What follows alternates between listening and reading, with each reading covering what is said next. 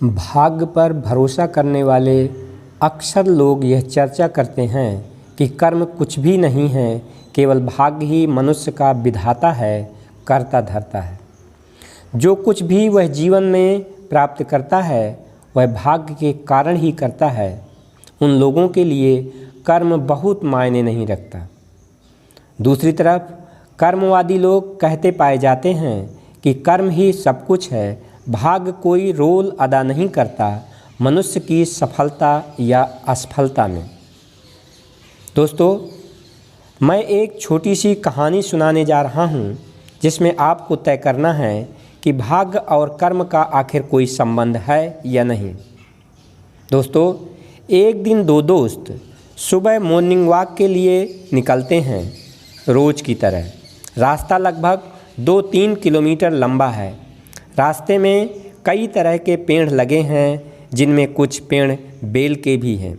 आपको शायद पता होगा कि बेल का फल खाया भी जाता है तथा उसका शरबत भी गर्मियों में पिया जाता है। ये दोनों दोस्त रास्ते में कई तरह की बातें करते रहते हैं, टहलते रहते हैं।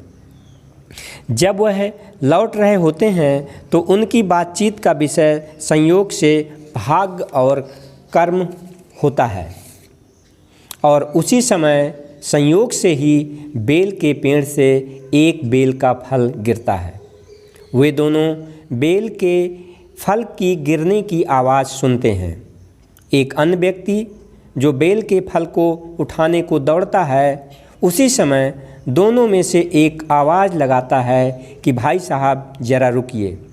जैसे ही वह व्यक्ति चलते हुए उसके पास पहुंचता है, वह जिस व्यक्ति ने फल उठाया था उसे दे देता है। दोस्तों, यहाँ विचारणीय प्रश्न यह है कि दोनों दोस्त रोज़ टहलने जाते थे। उनमें से किसी ने कभी सोचा भी नहीं था कि उन्हें अनायास ही बेल का फल मिलेगा, लेकिन बेल का फल गिरा और उन्हें मिला भी। यही भाग्य है।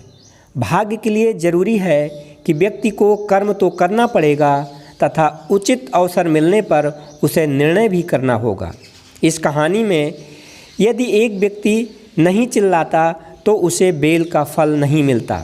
यह चिल्लाना उसका निर्णय था जो उसने उचित अवसर आने पर भाप कर लिया, जबकि दूसरा व्यक्ति, उसका दोस्त जो उसके साथ चल रहा था, ऐसा नहीं कर पाया, अतः वह फल से वंचित रहा।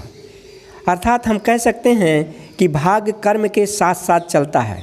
कर्म करते हुए अवसर मिलने पर जो व्यक्ति उचित निर्णय लेता है वही सफल होता है, उसी को भाग्य का फल मिलता है, अतः अन्यथा नहीं। दोस्तों, भाग्य और कर्म के खेल में आपको कर्म तो करना ही है। कर्म भाग्य के पीछे पीछे चलता है, या यूँ कहें साथ साथ चलता है। अगर कोई व्यक्ति बैठ जाता है तो उसका भाग्य भी बैठ जाता है। नमस्कार दोस्तों, जय हिंद।